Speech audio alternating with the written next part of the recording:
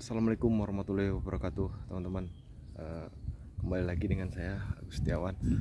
Jadi hari ini saya akan berbagi pengalaman tentang asam lambung, GERD, efisiensi psikomatis. Jadi teman-teman, saya akan berbagi lagi pengalaman bagaimana dulu saya terkena asam lambung. Jadi dulu saya tuh pagi tuh sering tidak sarapan, teman-teman, jarang sarapan ya kan. Terus malamnya sering begadang sampai jam 4 pagi, jam 5 pagi gitu kan, baru tidur, ntar jam 7 udah bangun. Jadi saya tuh dulu hidupnya berantakan sekali, teman-teman. Nah, makanya itu buat teman-teman yang sekarang masih terkena asam lambung, tolong dijaga makannya, istirahatnya. Biar apa? Biar kita cepat membaik, teman-teman ya. Biar kita cepat sembuh, biar kita cepat pulih lagi seperti dulu gitu. Nah, jadi saya itu dulu, teman-teman ya, sering sekali pagi itu tidak sarapan. Itu makan sehari paling sekali dan 2 kali, jadi berantakan sekali gitu, teman-teman ya. Saya makan itu, jadi saya makan itu pagi, saya nggak sarapan, makan ntar siang jam 12, baru makan lagi malam gitu. Jadi begitu, teman-teman. Jadi tubuh kita itu jadi sering begitu, teman ya, sering makan itu sering gak teratur, tidur gak teratur. Jadi saya bisa terkena asam lambung, GERD, efisiensi psikomatis itu. Jadi saya dulu itu sering minum minuman yang bersoda dan berwarna juga, teman-teman. Jadi itu juga dihindari dulu karena itu tidak baik buat kesehatan, teman-teman ya. Jadi waktu terkena asam lambung itu saya berobat ke rumah sakit, berobat ke dokter-dokter di rumah sakit juga. Sempat nanya-nanya orang yang pernah terkena asam lambung. Jadi saya itu waktu itu bingung, teman-teman, kok ini sakit kok nggak sembuh-sembuh gitu kan. Berobat ke rumah sakit ini tidak sembuh, pindah lagi ke rumah sakit satunya, pindah lagi ke rumah sakitnya, nanya lagi saudara apa teman yang sebelumnya yang terkena asam lambung itu, katanya berobat di sembuh. Saya ikutin, saya pindah ke rumah sakit ini, ternyata hasilnya sama aja. Saya masih merasakan asam lambung itu masih belum sembuh-sembuh juga gitu kan. Pindah lagi, ada orang bilang rumah sakit ini bagus, saya ke sono lagi, pindah lagi ke rumah sakit, bolak-balik ke rumah sakit terus, teman-teman ya.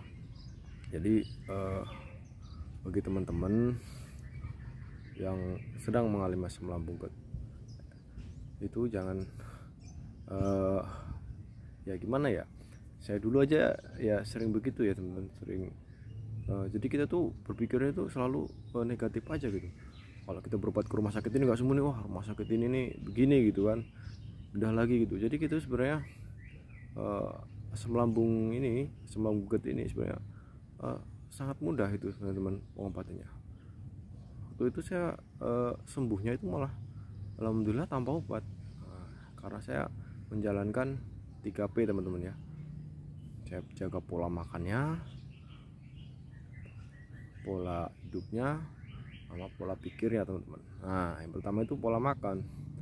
Pola makan itu waktu itu saya pagi-pagi itu udah makan gitu, pagi makan, jangan telat.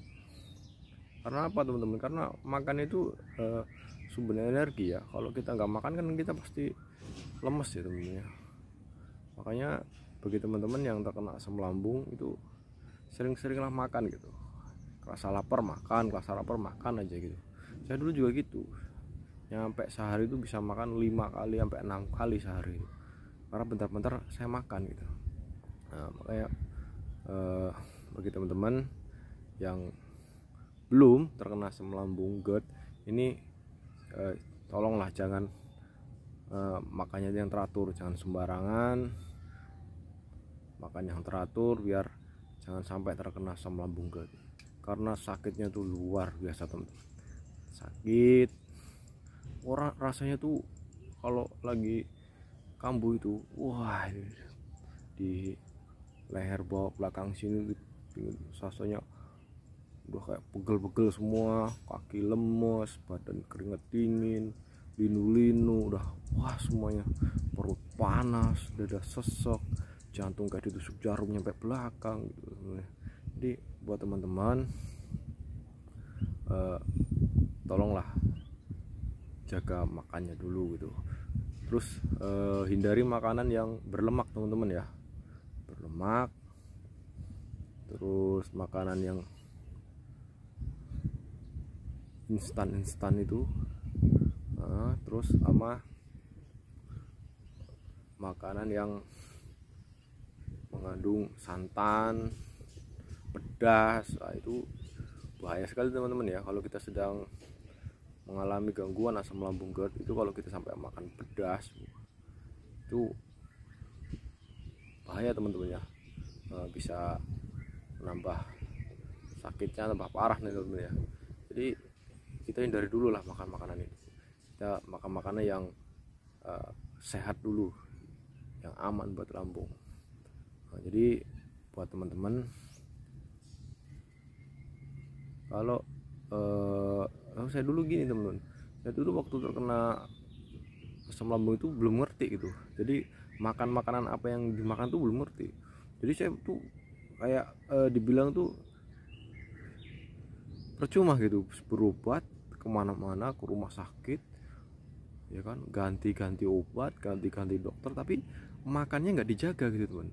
Makanya itu masih berantakan, makanya masih nggak dipantang, masih makan sambal, masih makan santan, makan pagi-pagi karena berpikirnya wah pagi-pagi nih pengen sarapan, nyari yang mudah aja gitu kan, makan nasi uduk, nasi kuning. Harusnya itu dihindari dulu teman-teman. Karena apa? Karena di nasi uduk, nasi kuning itu ada campuran santannya. Nah itu santan itu kan kalau kita kena asam lambung tuh dari dulu yang bersantan-santan gitu. Waktu itu kan dokter tanya, dokter tuh waktu saya nanya ke dokter tuh, dan dokter yang hindari makanan yang bersantan. Nah, waktu itu saya tuh kesalahan saya, pagi-pagi udah makan itu campur gorengan. Nah itu teman-teman ya. Jadi menurut saya tuh asam lambung GERD ini, pertama kali yang kita harus lakukan adalah kita ubah pola makan kita teman-teman.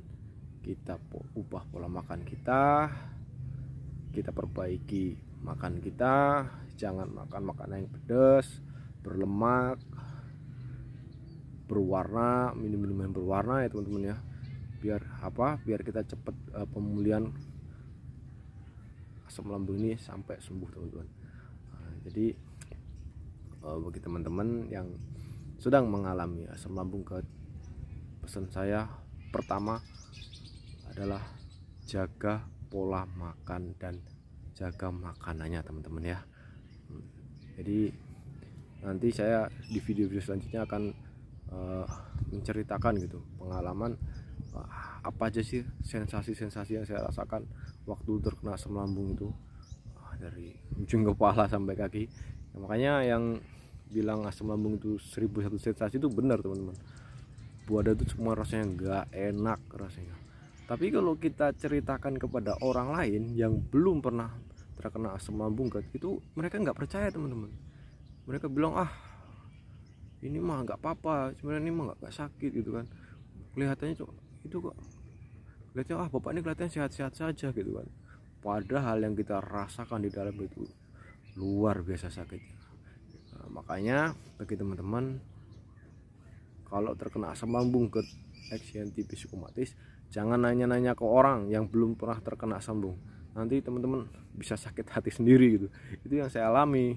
Malah saya dibilang, wah Pak Agus nih siang-siang pakai jaket, kita aja kegerahan, masa kedinginan. Kayaknya Pak Agus ini berlebihan. Nah, gitu teman-teman. Jadi kita tuh diremehin gitu. Padahal yang kita rasain tuh luar biasa sakitnya teman-teman gitu kan. Nah, makanya pesan saya, udahlah jangan kita ceritakan pengalaman asam lambung kita ke orang kalau kita lagi mengalaminya. Mending kita cerita kepada orang yang pernah mengalaminya, karena mereka tuh tahu bagaimana rasanya terkena asam lambung itu.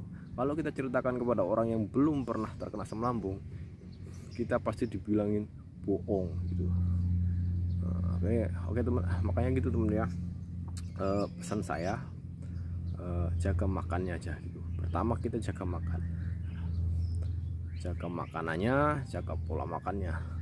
Nah, kita akan lanjutkan video ini di lanjutnya. Kita akan ceritakan apa aja yang saya rasakan dari ujung kepala sampai kaki terkena asam lambung dan bagaimana cara menanganinya. Oke teman-teman, sekian video dari saya. Assalamualaikum warahmatullahi wabarakatuh.